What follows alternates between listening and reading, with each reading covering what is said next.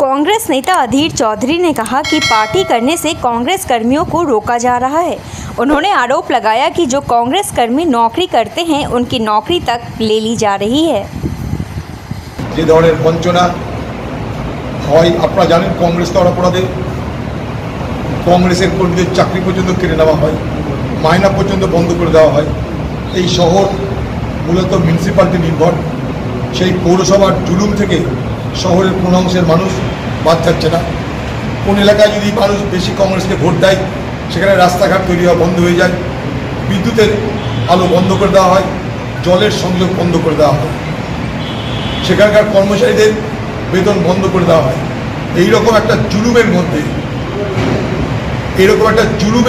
মধ্যে যেখানে নির্বাচন হয় না, নির্বাচনে পুলিশ দাঁড়িয়ে থেকে লুট করায়, সেই রকম জায়গায় দাঁড়িয়ে কার্তিক সাহার মতন টাউন কংগ্রেসের প্রাক্তন যিনি আমাদের সভাপতি ছিলেন, তিনি দল ছেড়ে দূরে চলে গেছিলেন কিছুদিনের জন্য।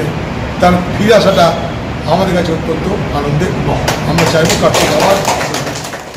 दिन भर की ताज़ा तरीन खबरों और ब्रेकिंग न्यूज़ के लिए बने रहिए स्पष्टता न्यूज़ के साथ। ज़्यादा से ज़्यादा खबरों के लिए बेल बटन दबाकर लाइक, शेयर और सब्सक्राइब करें स्पष्टता न्यूज़।